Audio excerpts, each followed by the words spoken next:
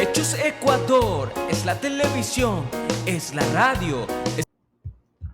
Querido Virgilio, un abrazo, buenas noches. Me da gusto tenerlo en Hechos Ecuador. Hoy día lo veo elegante, ¿no? Un abrazo para ti, Virgilio. Buenas noches. Muy buenas noches, Richard. Un gusto. No me podía quedar atrás. Usted vea con esa elegancia. Me viene y me apantalla con chaleco. ¿Cómo no voy a venir yo? Le vi cómo estaba usted y me fui a poner yo levita porque dije, no. Don Richard viene con chaleco. Entonces ya, no tenía que desentonar pues la pinta. Claro, pues no podía desentonar la pinta. Yo estaba con mi saco porque aquí en Quito hace frío. Aquí este verano en Quito, por eso la gente de afuera no entiende, porque cuando aquí hay verano, hay un sol maravilloso, pero hace más frío porque hay unos vientos increíbles, ¿no? Increíbles. Y lo mismo, cuando en la costa hay invierno, llueve, pero hace un calor y una humedad.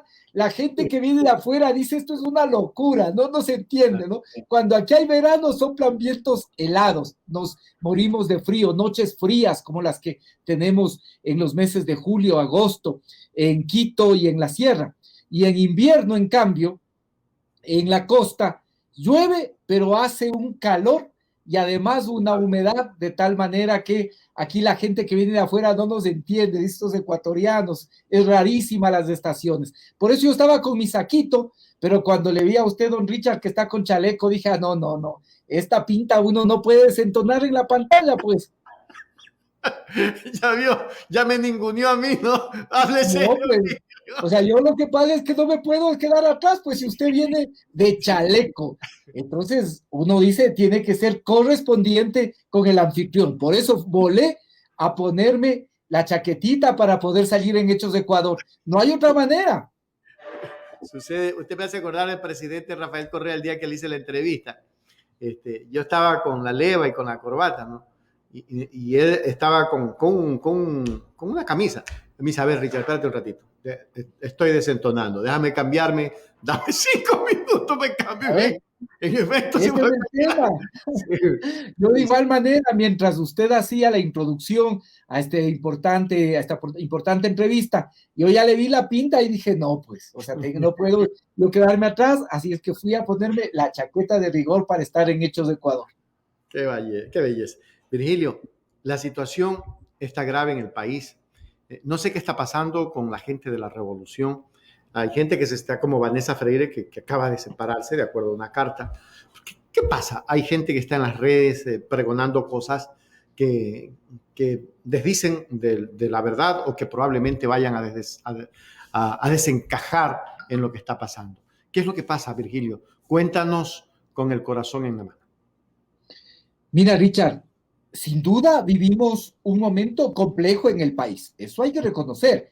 Vivimos un momento complejo. Estamos ahora viviendo un gobierno que doctrinariamente es un gobierno liberal, un gobierno que representa a las élites financieras de este país, un gobierno que además nos dijo en la campaña que va a aplicar las medidas que fueron acordadas con el Fondo Monetario Internacional.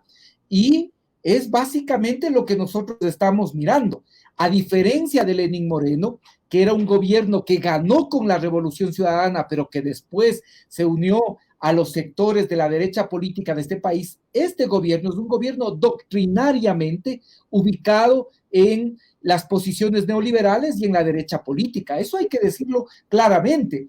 Y ya hay varias muestras de esto. Mira tú, por ejemplo, el tema de la liberalización de los combustibles. La liberalización de los combustibles, a pesar de que en estos meses el precio del petróleo ha subido en el mercado internacional, lo cual ahora afecta porque como esos precios han subido en el mercado internacional y los derivados del petróleo están precisamente vendiéndose a ese mismo precio, entonces por eso tenemos ahora la gasolina super que ya está por encima de los $3, la gasolina extra, la Ecopaís que todos los días, que todos los meses sube y el diésel de la misma forma. ¿Qué va a pasar si el precio del petróleo, como dicen algunos analistas y algunas proyecciones, podría llegar a fin de año a $90 y a $100? Fíjate tú, ¿por qué? porque ahí hay una concepción de creer en la liberalización de los precios y están buscando focalizar los subsidios, que es también otra medida típicamente neoliberal. Para los neoliberales, la política social es de alguna forma como la ambulancia que va recogiendo los muertos y heridos que dejan las políticas económicas. De la misma forma, mira tú lo que ha pasado, mira tú lo que pasa con el tema de Seguro Sucre. Con Seguro Sucre no solo es que esa era una empresa que ganaba, que aportaba para el Estado, sino que era la empresa con la que se aseguraba la infraestructura estatal. Por lo tanto, eso es trasladar una actividad que generaba cientos de millones básicamente para que ese se convierta en negocio del sector privado. O fíjate la posición con los organismos internacionales o la posición con el CIADI, volver a suscribir el acuerdo con el CIADI, con la complicidad de la Corte Constitucional, porque la Corte Constitucional en esto,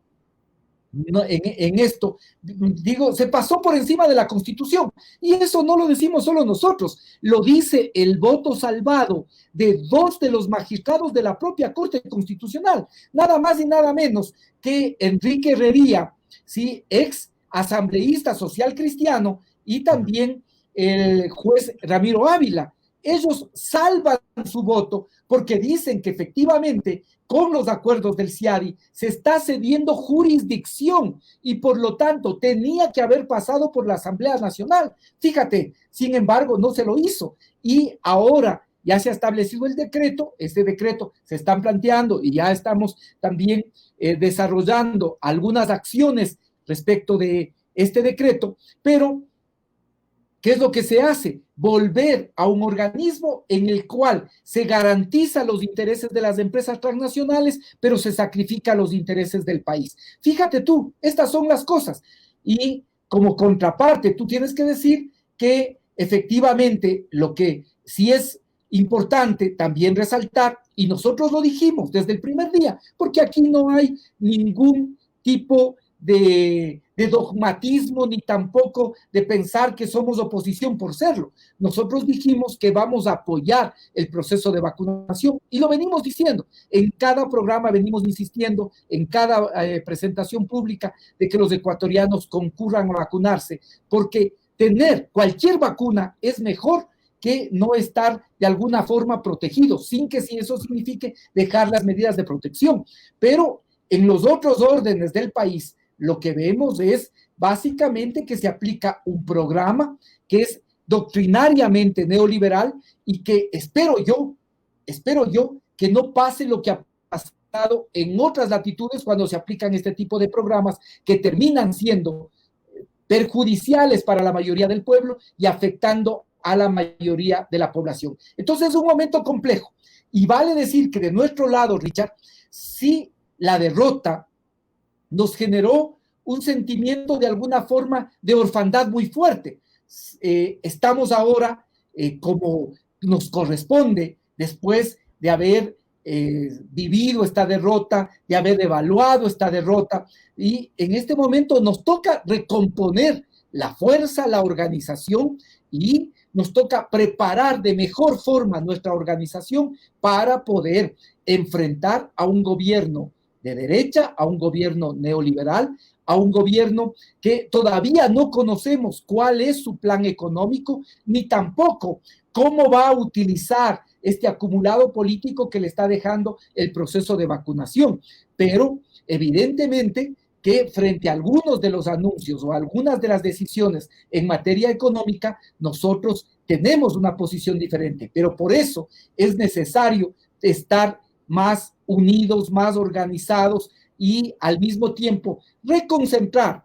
Estamos ahora preparando la convención. La convención no será, yo te lo digo con claridad, algunos piensan que es un punto de llegada, otros dicen, no, es el punto de partida. No, nosotros tenemos una historia, Richard, una historia que está determinada por todas estas luchas, la resistencia del pueblo ecuatoriano frente a lo que sido gobiernos antipatrióticos y antipopulares, pero también una historia marcada por lo que fue en cambio la Revolución Ciudadana y lo que significó la posibilidad de cambios y transformaciones.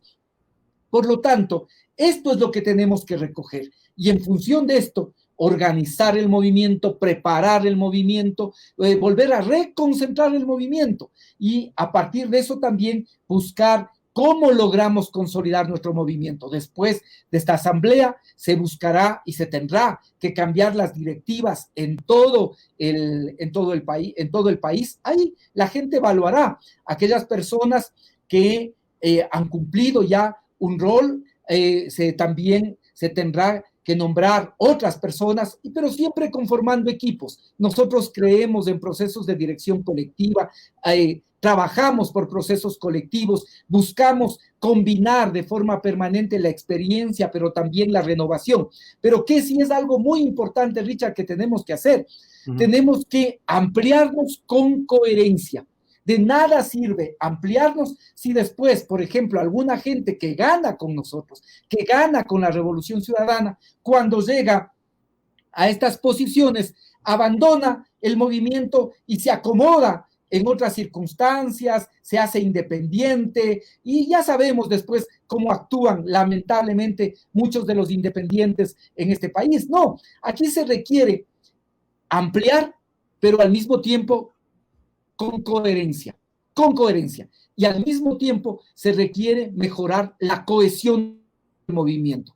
Para lograr la coherencia, estamos discutiendo ahora, fíjate, me pasaban precisamente unas fotos que yo las compartí en mis redes de Facebook, sobre lo que fue la convención en el Cantón Portoviejo, más de 300 personas discutiendo los documentos, discutiendo el ideario, discutiendo nuestras causas, nuestro programa, más de 300 personas discutiendo cómo va a ser el régimen orgánico, cómo va a ser el código de ética que permita precisamente sancionar todos estos temas, de tal forma que requerimos ampliar, pero al mismo tiempo con coherencia. Es necesario ampliar con coherencia y al mismo tiempo es fundamental ampliar también y tener reglas claras, ampliar pero con reglas claras. Y para eso se requiere un estatuto, se requiere un régimen orgánico. ¿Qué es lo que ustedes en este momento están haciendo? A ver, en resumen de lo que te capto, Virgilio, es lo siguiente. A ver, van después de la convención a mirar si las directivas que están allí ya tienen un ciclo o tienen que irse o pueden seguir si es que tuvieran que seguir, si es que así lo deciden. Es decir, ¿por qué te pregunto y por qué concluyo esto? Porque, a ver, hubieron afirmaciones que eran los mismos de siempre, que toda la vida, que han manejado el movimiento, etc. Entonces, por eso te pedía este aclaratorio y bien que lo dices tú. Creo que lo concluyo bien, lo resumo bien. ¿O no, Virgilio? Sí, mira, Richard, yo te digo, también hay que pensar y hay que establecer estas reflexiones en el marco de lo que hemos vivido los últimos 4 años, mi estimado Richard. A veces parece que algunos de los compañeros o de la gente que está en nuestro entorno olvida lo que hemos vivido estos últimos 4 años. Yo te puedo contar que en el 2019, a muchos de nuestros compañeros que hoy son muy críticos, pero muchos de ellos no nos aceptaban ser candidatos. Fuimos de provincia en provincia, pero era el momento más duro, más difícil. No nos aceptaban ser candidatos. Fíjate, voy a hablar en primera persona, perdóname tú. Yo mismo, hasta el año 2018, Richard, nunca fui parte ni de la directiva distrital de mi provincia. Nunca. No tuve funciones de responsabilidad ni de dirigencia nacional. Me tocó asumir en el 2018, en el momento de mayor persecución a todo lo que era el correísmo. Y en el 2019, cuando casi no participamos, yo quiero recordarles esto a nuestros amigos. En el 2017, a finales del 2017, ilegalmente nos arrebatan Alianza País. Vamos nosotros a la convención el 3 de diciembre del año 2017 y con todo el dolor del alma, el presidente Correa dice, vamos a seguir con nuestra lucha democrática. Y si nos han arrebatado ilegalmente el movimiento Alianza País, vamos a formar el movimiento ciudadano. Y fuimos y presentamos los papeles para hacer Revolución Ciudadana. Nos negaron. Ahí, con artimañas, nos negaron la posibilidad de ser el movimiento de la Revolución Ciudadana. Luego, nos reunimos en Durán, primeros días del año 2018, y dijimos, no vamos a darles el gusto de no tener una organización para Durán, vamos a llamarle Revolución Alfarista. Fuimos, planteamos en el Consejo Nacional Electoral que nos autoricen recoger firmas como Revolución Alfarista. ¿Qué nos dijeron, mi estimado Richard? Nos dijeron que no podíamos ser alfaristas porque Alfaro era liberal y nuestro movimiento era un movimiento progresista socialista. Y con ese argumento nos negaron. Nosotros les presentamos estudios de los historiadores más importantes de este país que demostraban que Alfaro era un liberal radical y que precisamente los radicales coincidieron con los anarquistas y socialistas que empezaron a desarrollar también sus estructuras en las primeras décadas del año 20. No, había consigna política, nos impidieron ser Revolución Alfarista. Después hicimos un acuerdo con un movimiento que ya tenía la autorización para recoger firmas, que era el Movimiento Acuerdo Nacional Maná. Recogimos 476,000 firmas en 75 días. Cuando íbamos a presentar, hicieron una maniobra, reconocieron a otro representante legal y nos quedamos con las firmas encajonadas. No las pudimos presentar. Y estábamos a punto, y eso es lo que buscaban, que no participemos en elecciones. De forma casi clandestina, pudimos hacer acuerdo con el movimiento Compromiso Social y participamos. Logramos inscribir en las últimas horas prácticamente ya de las inscripciones en diciembre del año 2018, candidatos en apenas 12 provincias, en apenas 66 cantones, en apenas 80 parroquias, logramos inscribir candidatos y candidatas, ¿sí? En una situación realmente compleja y tuvimos que hacerlo de manera, te digo, casi clandestina. Y a pesar de eso, nosotros éramos la primera fuerza política en el país. Pero para esas elecciones, te tengo que decir, mi estimado Richard, no, era muy difícil. Muy difícil. Algunos nos dicen, ¿por qué les pusieron a tales o cuales de candidatos? En muchos casos, te digo, Richard, porque fueron las únicas personas que nos aceptaron.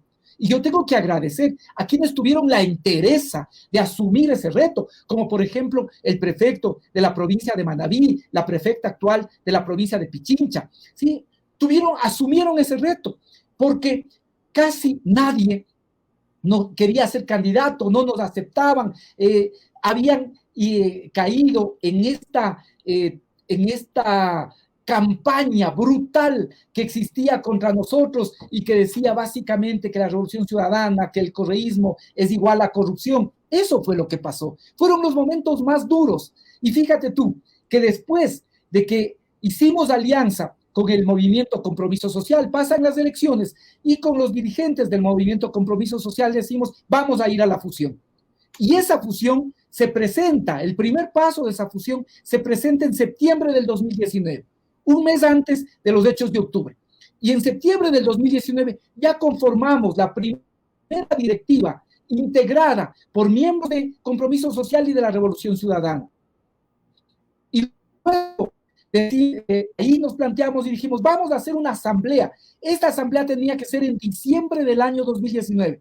Ya pasaron los hechos del 2019, nos cogieron presos a Paola, a Cristian, a mí. Empezó esta persecución brutal y otra vez el movimiento no pudo realizar su convención. Esa convención se la hizo en diciembre del año 2020, obviamente una convención muy pequeña. Apenas el Tribunal Contencioso Electoral dijo que lo que había hecho el Consejo Nacional Electoral por presión de esta persona, que no lo quiero ni nombrar, que está ahora detenido, el contralor, siempre el falso contralor, porque él nunca fue contralor. Esto hay que dejar muy claro. Él nunca se posesionó en la asamblea, él no fue contralor subrogante, por lo tanto no podía ser contralor. Sin embargo, actuó como tal. ¿Por qué? Porque había la complicidad del régimen de Moreno. Eso hay que decir muy claro. Y además fue apadrinado también por este Consejo de Participación Ciudadana Ciudadana de triste recordación, como fue el que presidía Julio César Trujillo.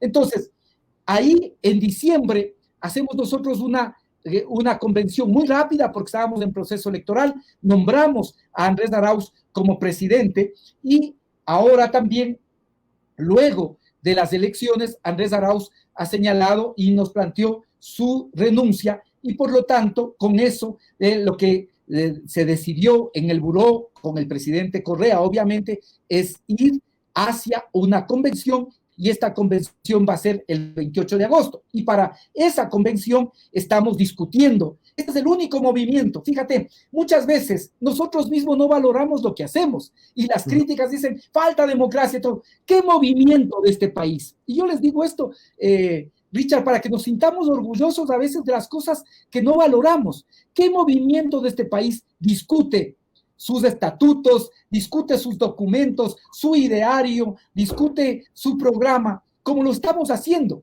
¿Sí? Como se están haciendo asambleas con 100, 150, 200 personas, ¿sí? Aquí, te digo, solo en el distrito, por ejemplo, sur de la ciudad de Quito, se están haciendo asambleas por parroquias se están haciendo asambleas, de tal manera que este es un proceso de discusión. Y obviamente, una vez que termine este proceso nacional, indudablemente también habrá que establecer un tiempo para que exista la renovación de las directivas. Y esas directivas, ahí se discutirá efectivamente, se discutirá y se buscará conformar equipos que sinteticen tanto la experiencia como también la renovación. Esto es lo fundamental y ahora nosotros creemos que es importante pensar que un aspecto fundamental de la coyuntura es nuestro movimiento. Y estamos en eso, buscando discutir de la manera más democrática posible. A veces hay apasionamientos en esto, ¿sí? Y yo creo que puede ser que sea natural que eso surja, pero yo únicamente le quiero decir a la militancia que hay que hacer con responsabilidad, con responsabilidad. Cuidado, nos prestamos para que que es un proceso democrático, que es un proceso de reconcentración, se convierta en el pretexto para generar desunión, para generar infamias, para generar una serie de cosas que son falsas, pero que adicionalmente no ayudan a que el movimiento se consolide, para que el movimiento siga siendo la primera fuerza política del país, para que el movimiento enfrente en las mejores condiciones las elecciones del año 2023, para que el movimiento siga luchando por la verdad, Richard. Tenemos que seguir luchando por la verdad, tenemos que seguir luchando contra el lawfare, tenemos que seguir luchando por nuestros presos políticos, tenemos que seguir luchando por nuestros perseguidos. Esto es como los objetivos centrales y eso no podemos perder de vista, mi estimado Richard. Correcto.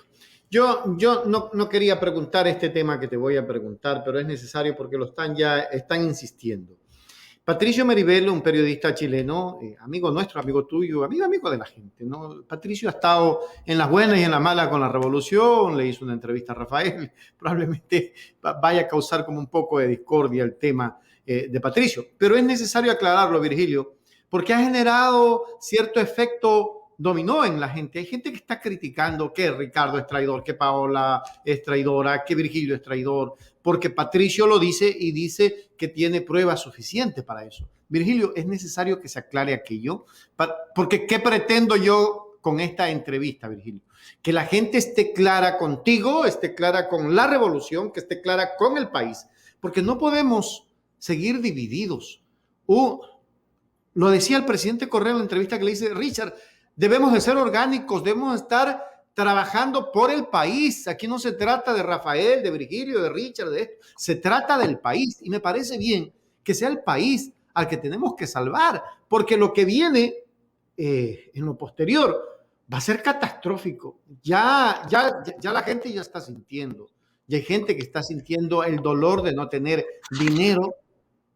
Hoy mismo, Virgilio, se me saltaban las lágrimas ver dos niños de Chone, ni siquiera es que son de otra ciudad, ni que son venezolanos, que estaban con su mamá pidiendo dinero en una de las avenidas de Chone. Créeme, Virgilio, se me partió el alma, porque eso no pasaba en los 10 años de Rafael. Y hasta 2 años después, porque la gente quedó con una economía estable. Pero de ahí para allá se ha venido degenerando. Acuérdese que hay 6 millones de personas y un poco más, de acuerdo a estadísticas, que están sin empleos, que han bajado a la pobreza. Virgilio, ¿qué pasa con eso? Cuéntanos.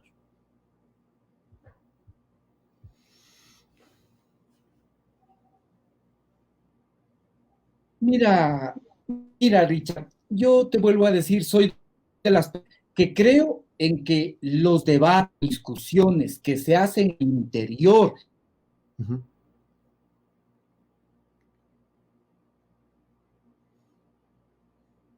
Se nos fue el internet con Virgilio.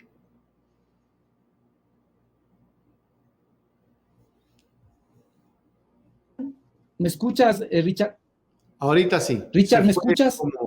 Ahora ¿Me sí. escuchan? Sí. Te escuchamos, Virgilio.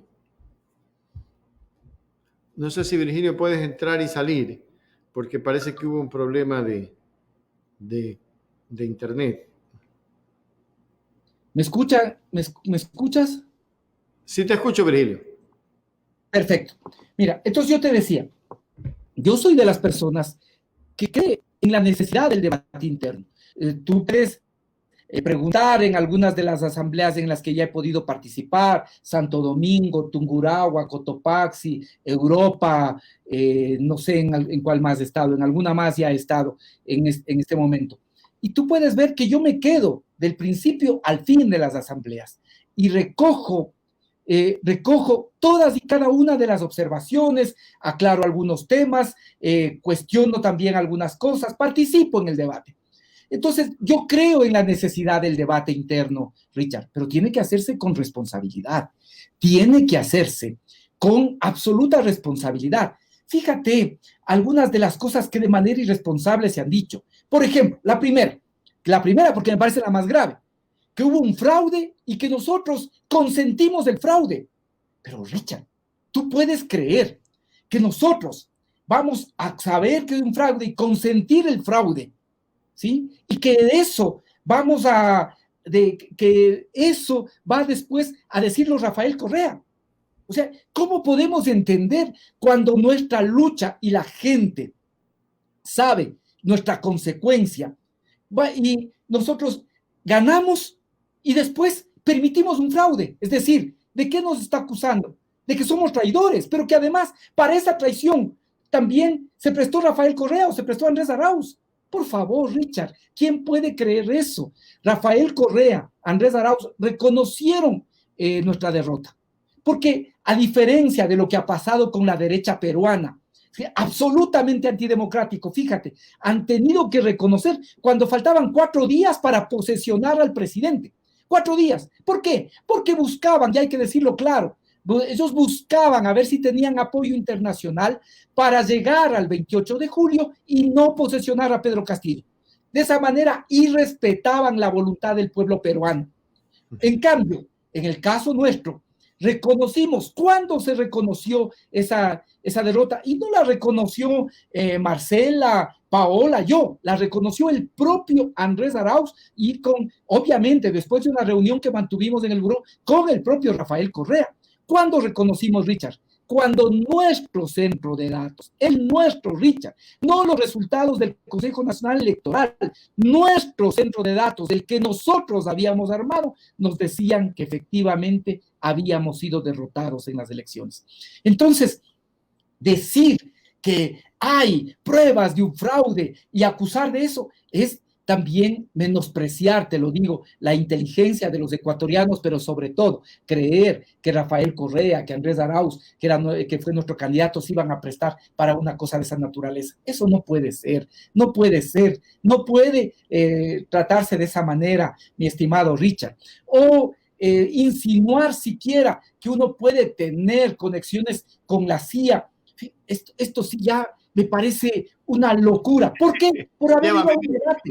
Pero, Emilio, llévame fíjate, además, Richard, lo que hacen es criticar que yo fui a un debate, pero no tienen un minuto yo digo, el respeto para poder ver qué es lo que yo voy y qué digo en ese debate.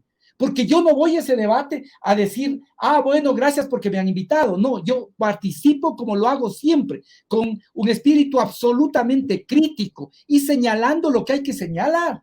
Entonces, esto es realmente una locura. O decir que Marcela Guiñaga fue a reunirse en la OEA con Almagro. Fíjate, cuando fue Marcela Guiñaga, no fue solo ella, fue una comisión de asambleístas. Estuvo Carlos Viteri, estuvo Doris Solís, me parece que estuvo Mauricio Proaño, Marcela Guiñaga. ¿Por qué? Porque era en el 2018, mi estimado Richard, cuando nos estaban cerrando todas las vías para impedirnos la participación. No había pasado todavía el golpe en Bolivia, no había pasado. Era necesario denunciar. Y entonces establecimos una comisión que no fue solo a la OEA, fue a distintos organismos de derechos humanos, a distintos organismos internacionales a denunciar lo que pasaba en el país. Por lo tanto, fue por un pedido que se le hizo, obviamente, con el consentimiento, con el aval de también nuestro presidente Rafael Correa, que es parte de nuestro buró político. Entonces, ¿cómo se puede decir que esto es, que no hay consecuencia, que se reúnen con Almagro? ¿Por qué había que reunirse? Porque él representaba a la OEA, pues, ¿sí? Y tocaba, no porque es Almagro, sino porque nos habíamos puesto como parte de los objetivos una denuncia internacional en todos los niveles. Tú no sabes la cantidad de cartas, documentos, visitas que hicimos. Ojalá, estoy preparando, espero terminar de revisar un pequeño trabajo, espero que podamos publicarle como un pequeño libro en el que relatamos todo lo que significó el bloqueo político para la Revolución Ciudadana. Y gracias en gran parte a esa presión internacional, liderada obviamente por Rafael Correa, eso permitió que nosotros podamos participar en las elecciones, porque era claro el objetivo de Moreno. El objetivo de Moreno era dejarnos fuera de la participación electoral. Entonces, esto, yo te digo, no tiene ninguna base para poder tener una acusación tan grande como decir que se iban a reunir con la OEA y entender que de esa manera se estaba traicionando el proyecto político, cuando eso fue parte de una comisión de asambleístas que se desplegaron a varios organismos internacionales para denunciar lo que pasaba en el Ecuador, o cualquiera de estas otras cosas que se dicen, mira, acusar a Ricardo Patiño de traidor. Yo te digo, sinceramente, hay que tener también un poco de sindéresis. Ricardo Patiño en este momento no está en el país, y no está en el país no por su cuenta, sino porque tiene orden de captura. ¿Por qué tiene orden de captura? Por un proceso, ¿sí?, de incitación. ¿Y qué es lo que le acusan? De un discurso en el que llamaba precisamente a la población a la resistencia pacífica, lo dice expresamente. Y sin embargo, en ese discurso que es realizado al interior de una convención de la que se hizo en Cotopaxi, la que yo lamentablemente ni siquiera pude estar presente, me tocó dar clases en una universidad ese fin de semana y no pude estar presente, pero ahí se hace ese llamado. Y como consecuencia de eso, de manera arbitraria, de manera vil, ¿sí?, hay una orden de prisión sobre Ricardo. Y ahora se puede decir que Ricardo Patiño es un traidor. O sea, la gente puede decir que está en desacuerdo, que tiene críticas, que está en desacuerdo. Y eso está bien. Eso es parte de la democracia interna de una organización. Pero decir que hay una expresión de traición a alguien que por su consecuencia está en este momento exiliado en México y no puede volver a este país. Alguien sabe, y quizás no debería decirlo, las dificultades que en este momento enfrenta la familia de Ricardo, la esposa de Ricardo, ¿sí? Y sin embargo aquí es acusado por una persona de traición.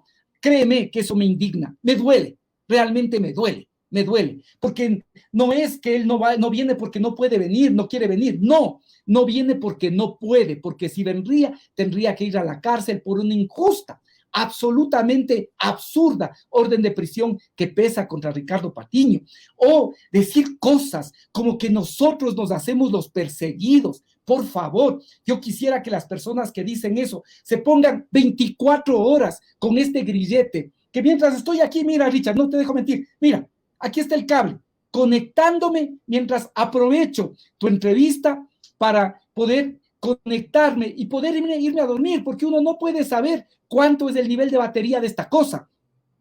Y entonces tiene que aprovechar los momentos en que estoy en esta entrevista para estar conectado aquí al toma corriente, ¿sí? No poder disfrutar yo tengo un hijo adolescente, no poder disfrutar de una piscina, no poder meterme en el mar, no poder caminar con este grillete que por todo lado saben por dónde voy, saben evidentemente lo que hago. Decir que uno se hace el perseguido, precisamente porque tenemos este absurdo juicio de rebelión por haber sido coherentes, por haber sido opositores en el marco de la democracia a Lenín Moreno. Esas son cosas que ya siquiera no merecen ser contestadas. Créeme, mi estimado Richard, yo creo, te vuelvo a decir, sí. Yo soy de las personas que creo en la crítica.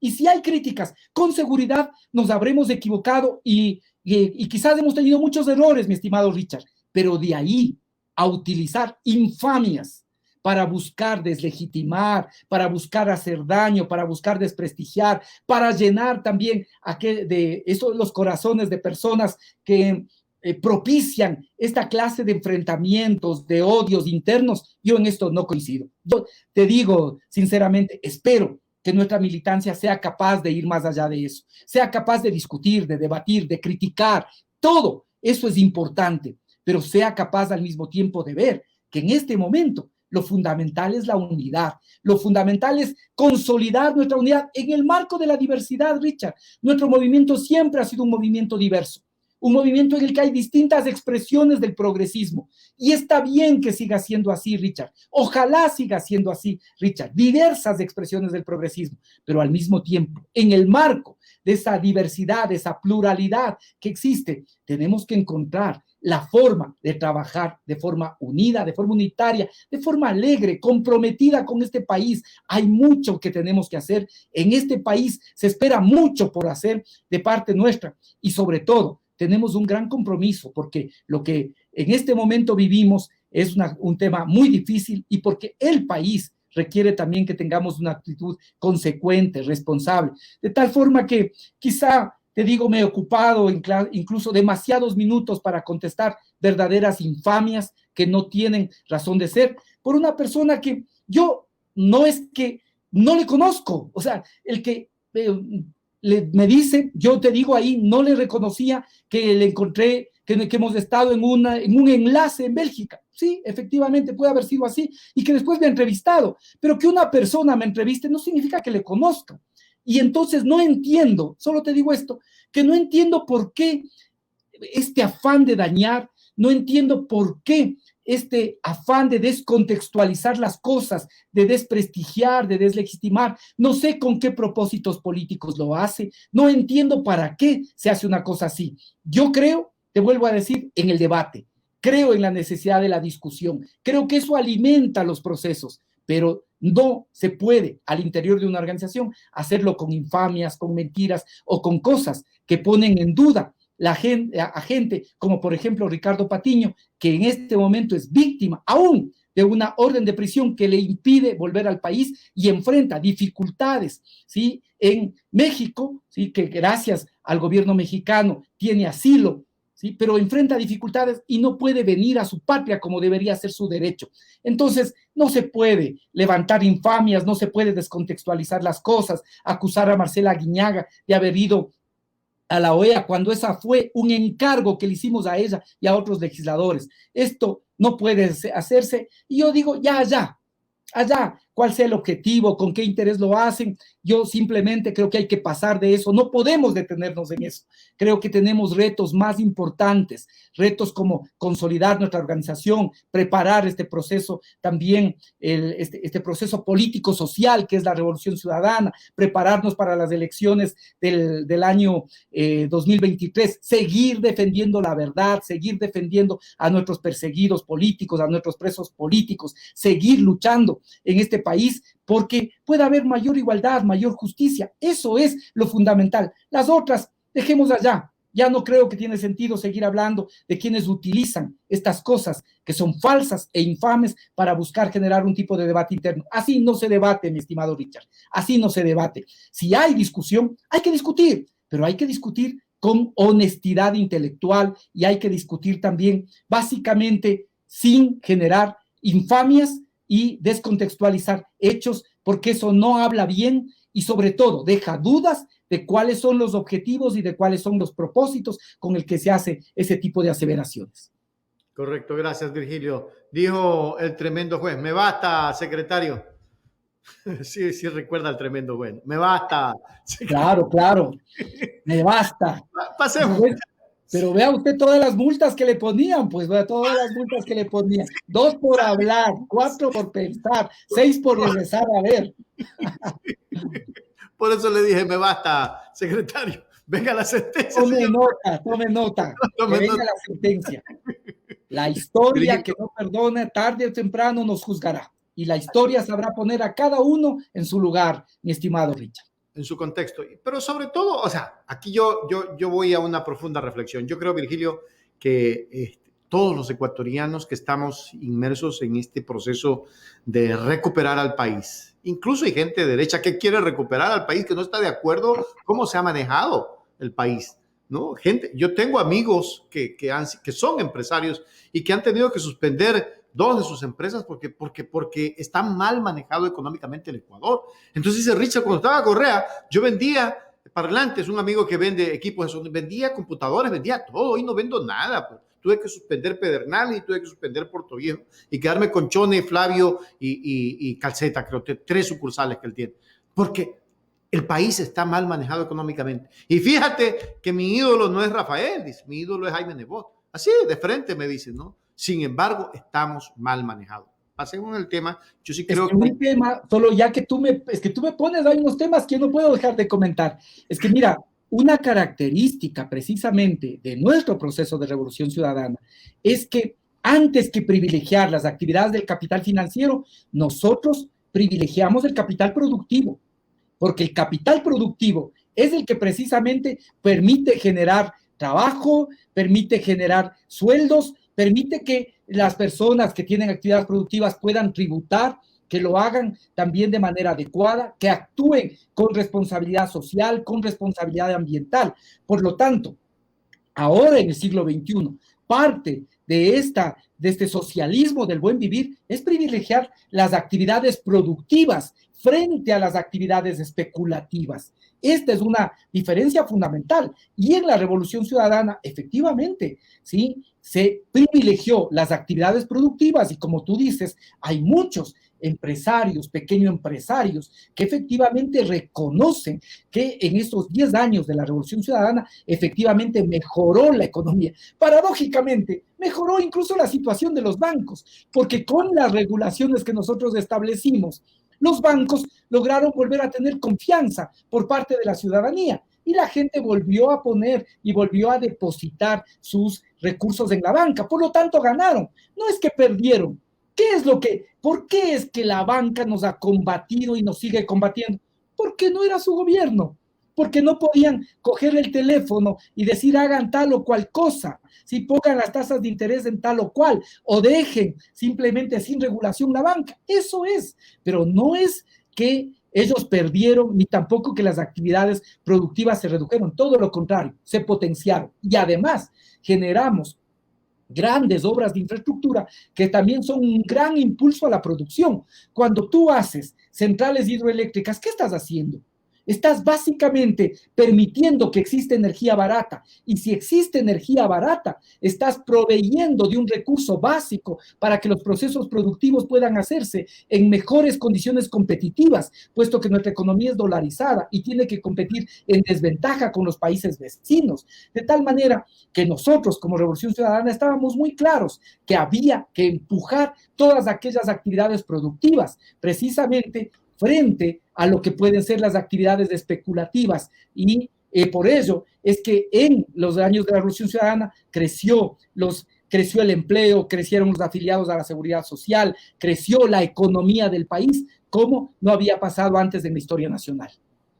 Definitivamente. Vamos a hablar de la comidilla del día. Pablo Celi se declara inocente, él tiene una aureola aquí, Sanceli.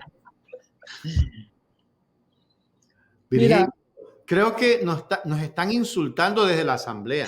¿Por qué? Porque yo creo que la Asamblea ya debió de pronunciarse en esto. O sea, le están dando largas a un tema. Sí, tiene que defenderse, pero han tenido tiempo para haber iniciado una acción contra este hombre que yo creo que ha sido el más dañino en el país. Él es el que tiene perseguido a Rafael, te tiene perseguido a ti, la tiene perseguido a Paola, le tiene perseguido a todos los líderes de la Revolución Ciudadana.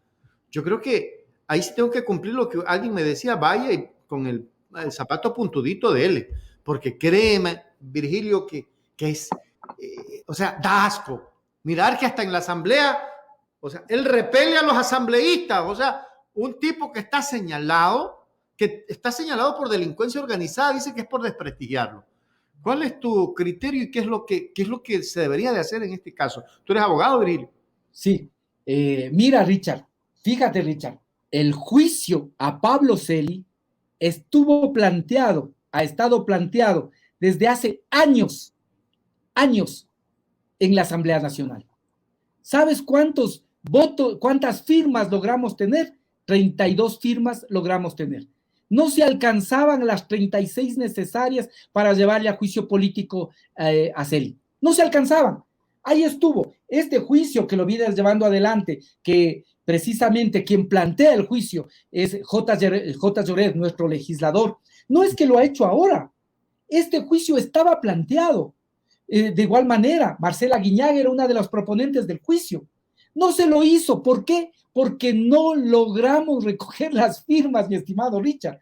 ¿Y por qué no se lograba recoger? Porque lo protegía el régimen de Moreno. ¿Y quiénes eran acólitos del régimen de Moreno? No logramos recoger las firmas. No logramos pasar de las 32 firmas. ¿Por qué? Porque Celi era la cabeza de la persecución a la Revolución Ciudadana. Eso hay que decirlo con claridad. Esta persona que actuó como contralor sin serlo, para ser contralor o tiene que posesionarse en la asamblea o tenía que efectivamente haber sido subrogante, pero una vez que él perdió la condición de subrogante no podía haber sido nunca contralor y actuó así a sabiendas de que no tenía esa condición. Le avaló el gobierno de Moreno y después fue ratificado, siquiera sin ser evaluado, por ese Consejo de Participación Ciudadana que presidía el doctor Trujillo. ¿Por qué? Porque era la cabeza, pues, de esta infame persecución. Yo comparecí ante la Comisión de Fiscalización para demostrar cómo violó la Constitución, cómo violó la ley, cómo violó el ordenamiento jurídico, cómo violó el Código de la Democracia, precisamente para tratar de dejar sin el registro legal a Compromiso Social, cómo presionó a las autoridades del Consejo Nacional Electoral para que esas autoridades que ya habían dicho que nosotros teníamos todo y cumplíamos las condiciones para seguir siendo una organización política, sin embargo, cómo se dejaron presionar por esta persona que actuando al margen de la Constitución, al margen de lo que dice la ley de la Contraloría, al margen de lo que dice el reglamento, ¿sí?, de la Contraloría, al margen de lo que dice el Código de la Democracia, se inmiscuyó en los temas electorales, se inmiscuyó en temas que ya habían sido juzgados por el Consejo Nacional Electoral y de manera absolutamente cínica en un informe de auditoría estableció que debía eliminarse al movimiento Compromiso Social y a otros 3 movimientos. Ahí vamos a decir la verdad, lo que se buscaba es eliminar a la Revolución Ciudadana. De tal forma que esta persona, que ahora además está siendo procesada por delincuencia organizada, ¿sí? Los corruptos siempre fueron ellos. Mira, eso está clarísimo. Esta persona era el brazo ejecutor de la persecución contra la Revolución Ciudadana. Eso es claro. Y por eso le permitieron toda esta serie de cosas. Por eso hacía y deshacía lo que quería. Fíjate tú, en el 13 de octubre, cuando se llega a un acuerdo con el movimiento indígena, ¿quién estaba ahí redactando el decreto, buscando? El señor Pablo Celi. ¿Y por qué es que ahora sí le han caído todo el mundo? Porque ahí, tú sabes, hay cierta embajada que tiene mucho poder, y esa embajada ya se cansó y dijo, a ver, aquí hay alguien que ya no podemos seguir sosteniendo. Y por eso es que ahora está enfrentando esa acción judicial. Yo no quiero adelantar. Él, como todos los ecuatorianos, tiene derecho al debido proceso, pero cada vez más se van confirmando precisamente acciones que demuestran que desvanecía glosas dolosamente. Ahora ha dicho que eso no es un delito. No, desde luego, una persona puede desvanecer glosas, pero aquí, ¿qué es lo que pasaba? Que se hacía, o al menos eso es lo que aparentemente los hechos demuestran, que se lo hacía dolosamente para beneficiarse a sí mismo, su hermano, un círculo ahí cercano. Eso es lo que ahora, hasta ahora, van evidenciando las investigaciones, de tal forma que esto, te digo además, no es que no había rumores, ¿no? No había rumores, todo el mundo sabía que ahí había, que su hermano actuaba precisamente en los casos en los que había mucho interés y mucho dinero. Esto se sabía, ¿sí? Sin embargo, ¿por qué se le permitía? ¿Sí? Él llegó a ser presidente de la función de transparencia. ¿Por qué? Porque era el brazo ejecutor de la persecución, pues, mi estimado Richard, esa es la verdad. Y ahora está enfrentando la justicia. ¿Por qué está enfrentando la justicia? Básicamente porque ya había una embajada, ¿sí?, que no toleraba, ya, y era muy difícil de sostener porque era evidente que ahí había muy malos manejos de esta institución tan importante como es la Contraloría. Y quiero decirte algo más que me parece fundamental. De esto, de las acciones de Celi, no se libran los auditores y otros funcionarios que también, sabiendo que actuaban ilegalmente, sabiendo que actuaban de forma antiética, sabiendo que actuaban de manera contraria a la Constitución y a la ley, se prestaron. Así que de lo que salga de esa comisión tendrá que enviarse a Fiscalía. Y estos malos funcionarios, así, estos que ahora vienen y dicen, sí, yo me posesionaba por horas y esto era para desvanecer. Bueno, pero ¿por qué le hacían, pues? ¿Por qué lo hacían? O los auditores que ya sabían que estaban actuando por consigna política y siendo personal de carrera, se prestaban para este proceso absolutamente ilegal. De tal manera que no solo hay que establecer las responsabilidades, obviamente, sobre la cabeza, ¿no? Pero arriba de él había el régimen de Moreno que encubría toda esta serie de cosas. ¿Por qué? Porque él era el brazo ejecutor de la persecución. Y al mismo tiempo, hay que decir, abajo de él había la estructura de funcionarios, muchos de carrera, que sin embargo se prestaron para esta serie de actuaciones ilegales, inconstitucionales, y que cumplían este objetivo de buscar generarnos procesos de responsabilidad penal, procesos de responsabilidad civil, administrativa, pero sobre todo ser el brazo ejecutor de esta brutal persecución que hemos vivido en estos últimos años. Qué terrible situación la que no solamente han vivido ustedes, sino que tras de ustedes la familia, el entorno, el equipo mismo que ha estado siempre al lado de la Revolución Ciudadana. Virgilio, más allá de este tema, el caso Perenco como que ya lo echaron a perder, como que ya no sabemos cuando el CIADI realmente es el que va a darle el paso para pagar los 400, ¿cuántos? 400,000, ¿cuánto es? 400, más de 400 millones, Richard. millones. No 400,000, 400 millones. Estamos hablando de millones, más de 400 millones. Y fíjate, si no se volvería al CIADI, no tendríamos la obligación de hacer este pago. Pero aquí hay muchos intereses de por medio y esto es precisamente lo que tenemos ahora que prepararnos para buscar enfrentar en este momento, y hay que hacerlo de forma absolutamente responsable. Tenemos que seguir siendo una alternativa y que el pueblo vea que siempre hay otras maneras de hacer las cosas, que siempre hay otras posibilidades, siempre hay otras alternativas. Esto es lo fundamental. Sobre todo eso, ¿no? O sea, lo fundamental, ver las otras alternativas. Pero allí hay inmerso un equipo de revolucionarios. ¿Qué es lo que hay que hacer desde la revolución para que eso no pase, Virgilio? Mira, te digo, nosotros desde todos los campos, el día de mañana, entiendo, se va a tratar en la asamblea. Fíjate lo del CIADI. Fue propuesta por una de nuestras asambleístas, por la asambleísta, entiendo, Esther Cuesta, y la asambleísta Viviana Veloz. No pasó ese cambio del orden del día antes de que se pronuncie la Corte Constitucional. sin embargo no pasó, luego lo volvió a proponer, entiendo, el compañero Ricardo Ulcuango, esto sí pasó, se aprobó para que sea tratado en la Asamblea, sin embargo recién el día de mañana se va a tratar el tema CIADI. Vamos a ver cómo actúan ahí estas fuerzas políticas que también se dicen y que están en el campo del progresismo, pero que hasta ahora básicamente han pateado esta pelota y este tema.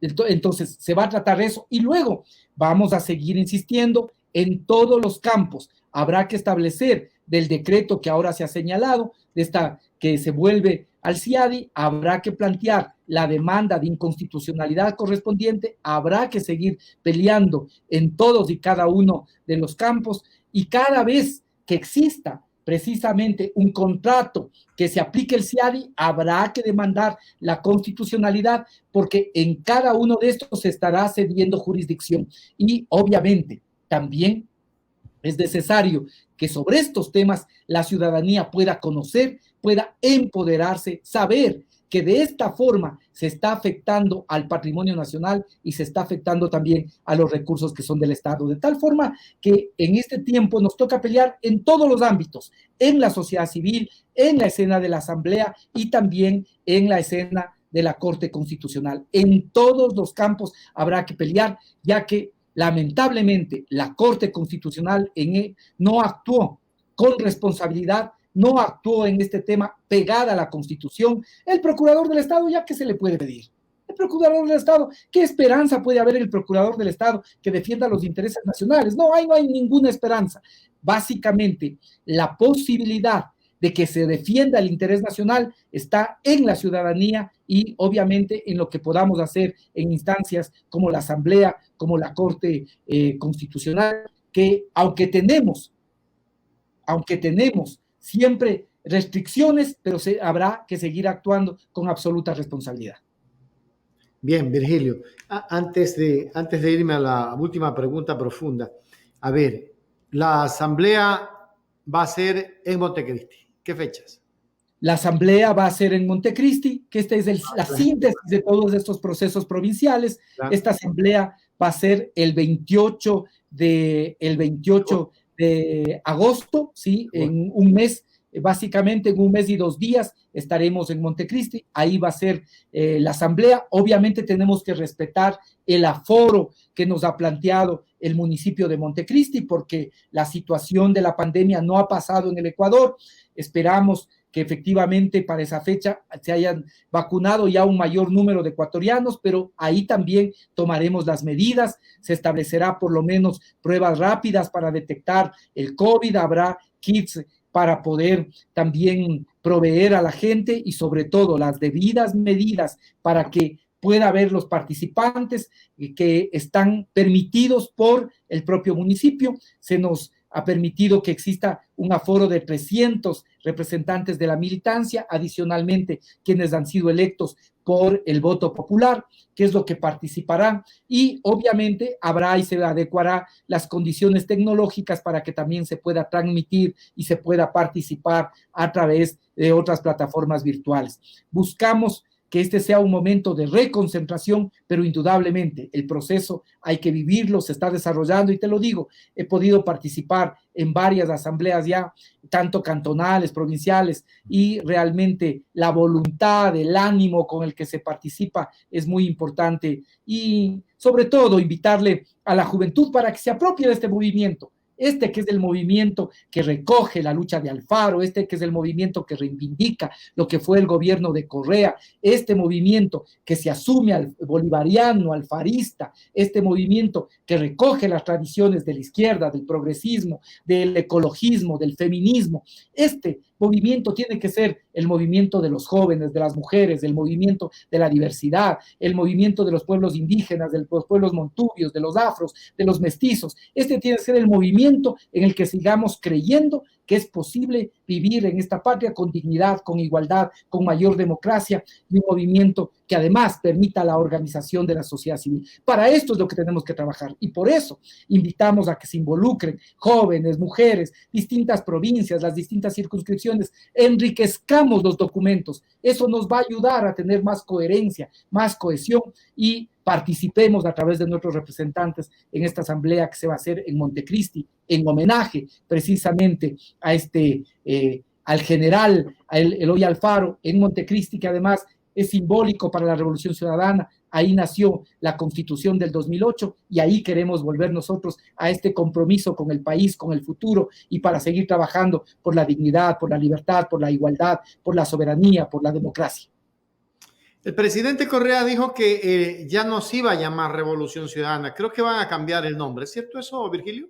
Creo que le van a poner Revolución Ciudadana, algo así. Mira, el movimiento en este momento, a pesar de que, como te dije, ya hay una fusión, ya en este momento la directiva del movimiento es una directiva que integra a personas de compromiso social y de revolución ciudadana. Si se quiere ver así, incluso te diría, hay en este momento en la directiva más personas de revolución ciudadana que de compromiso social. Pero evidentemente se va a cambiar ahora el nombre, ya no será compromiso social. Compromiso social. ¿Sí? Sino una de las propuestas es que se llame Revolución Ciudadana.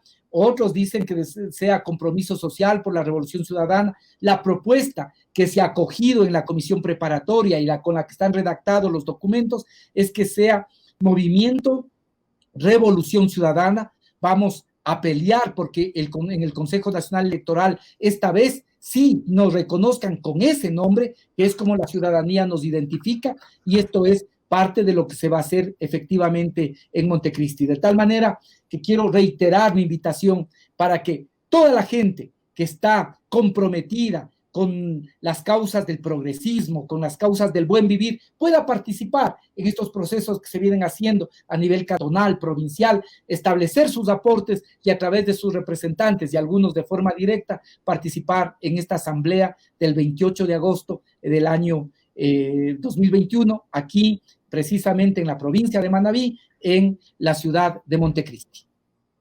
Correcto, Virgilio. Antes de concluir, yo, con el ánimo de que se aclare todo, tengo el audio de la señora arquitecta Pierina Correa, que también está diciendo que ella no es, ¿cómo se dice?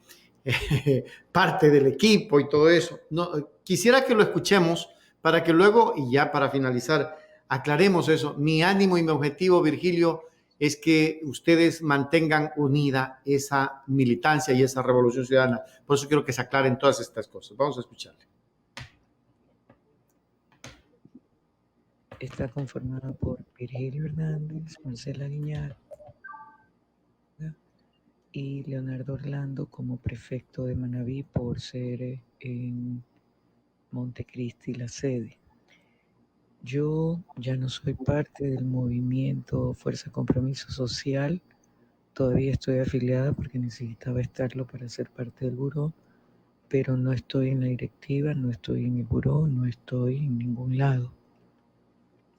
Efectivamente, en Guayas se han estado haciendo reuniones, supuestamente convocan a las autoridades electas, pero a mí nunca me convocan.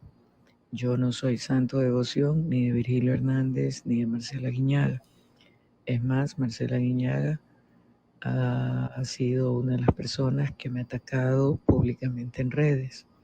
Ella ya se lanzó oficialmente como candidata a la prefectura. Nadie ha hecho ningún proceso, nadie se ha pronunciado, a nadie le han preguntado.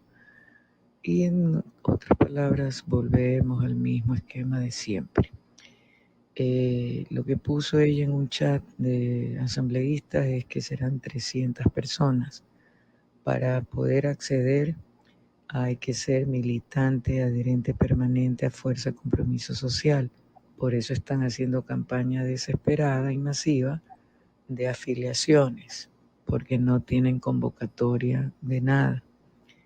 Y piden eso porque saben que como la gente quiere asistir a la convención, se va a adherir masivamente, pero solo hay cupo para 300 personas. Entre esos, Compromiso Social como invitados, otros invitados especiales.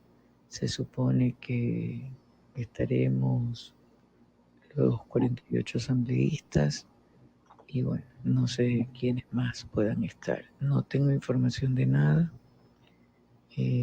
no conozco nada porque, como le digo, yo no soy santo devoción de los principales dirigentes de Compromiso Social, entiéndase Paula Cabezas, Pavel Muñoz, Virilo Hernández, Marcela, el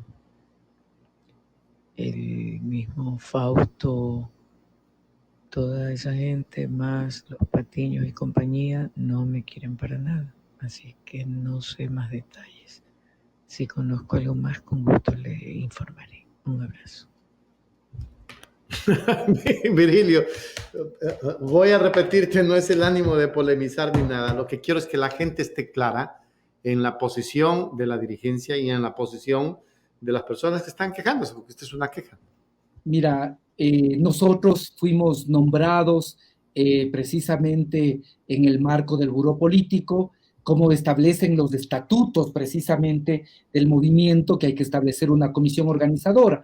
Y en ese espacio en el que participa también Rafael Correa, efectivamente se estableció esa comisión para que pueda organizar este proceso. Nosotros lo venimos haciendo. Las invitaciones a participar son públicas. No es que se puede hacer invitaciones de uno en uno, de persona en persona, no. Las invitaciones a los militantes son públicas, de tal manera que yo te digo, dejando de lado estas subjetividades, ¿no? Yo también puedo decir, a unas personas les caeré bien, a otras no les caeré bien. Bueno, yo más allá de eso, de esas subjetividades, creo que hay que ponerse en el ánimo positivo de poder discutir cada uno de estos temas. Hay cosas muy importantes que vamos a discutir. Si vamos a discutir el cambio de nombre de nuestra organización, es un tema importante. Vamos a discutir los estatutos, es un tema importante. Vamos a discutir el programa para el país, el programa que se presentará para los gobiernos autónomos el próximo año. Eso es lo importante.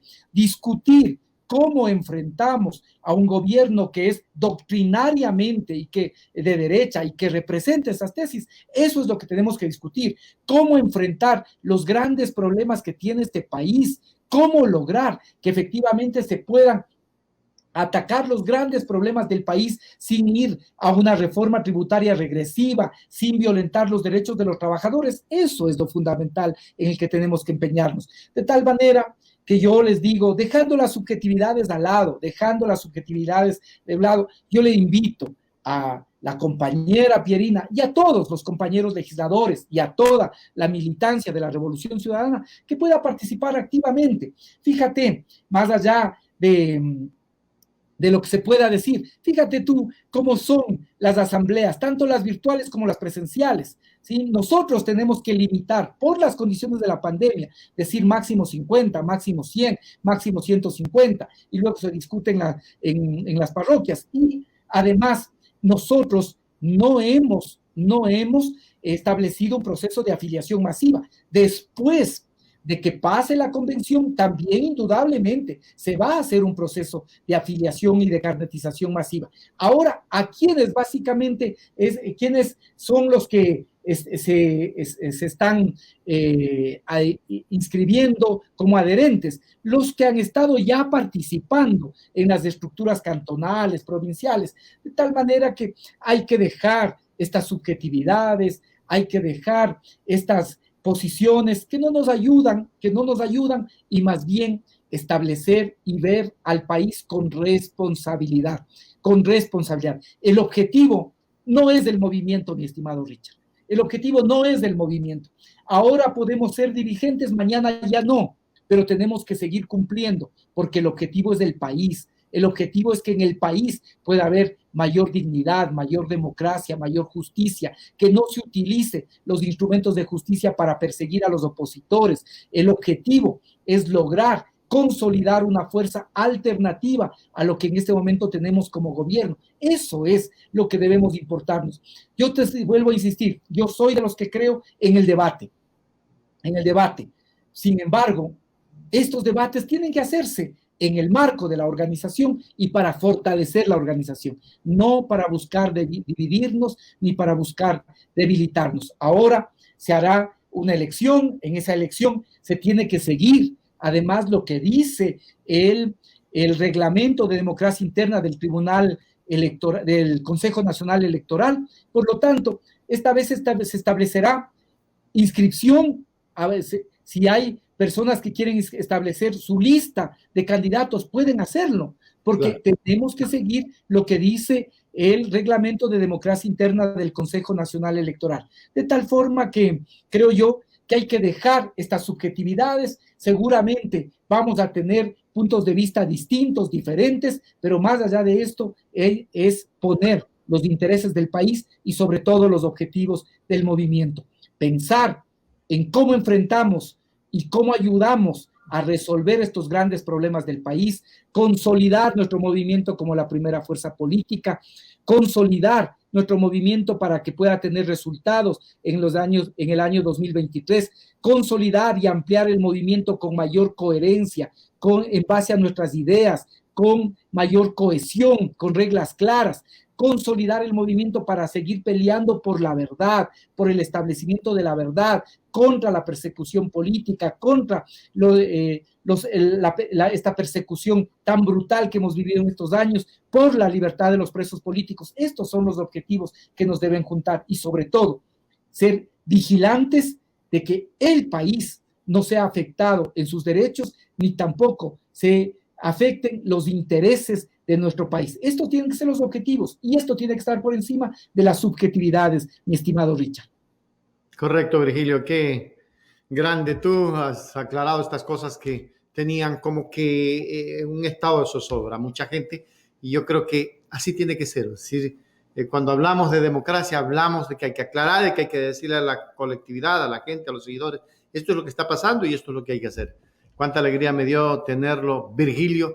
Todavía nos queda el ceviche de guariche, de cangrejo. Todavía. Pero ahora por la convención voy a tener que ir y ahí usted al final va a tener que pagar. Mire, si usted no viene en la convención, no paga. Cuando vuelva a venir, ya no pago yo, lo paga usted y doble. Vea cómo cambia, ¿qué es eso? O sea, con el paso del tiempo usted revierte las invitaciones. No puede ser así, pero no faltará la oportunidad de comernos ese ceviche. Paso de lazo. Cuidado, una cosa usted dice, usted parece ya candidato de cierta fuerza. Unas cosas dice cuando es candidato, y después ya se olvida y dice otras.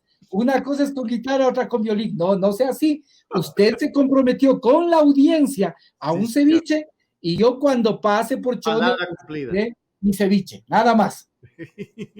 Ojalá, Virgilio, se resuelva todo esto por el bien, no solo del movimiento, sino del Ecuador, de la revolución, de ese Ecuador revolucionario. Lo felicito, un abrazo fuerte. Lo dejo con palabras finales a nuestra gente. Un abrazo para ti, Richard, un abrazo para los amigos, amigas que nos escuchan, que nos ven, que nos siguen en el Ecuador y en el mundo. Y vamos con fe, con optimismo, vamos a participar en este proceso de la asamblea que ya inició, vamos a contribuir para fortalecer nuestro movimiento y para cumplir los objetivos que el país espera de nosotros. Un abrazo grande y mi agradecimiento por esta invitación. Nos vemos en Montecristi, si no es antes. Un abrazo. Chole, no se salte. Está la invitación ahí para el ceviche y yo pasaré por Chone. Acá lo espero y lo espero en el estudio. Para tener por lo menos con guitarra, con alguna cosa, ¿no? Eso está bien. Pasamos por el estudio, pero después vamos al ceviche. No se me haga loco. Sí, señor. No. Un abrazo, Virgilio. Un abrazo. Hechos Ecuador es la televisión, es la radio.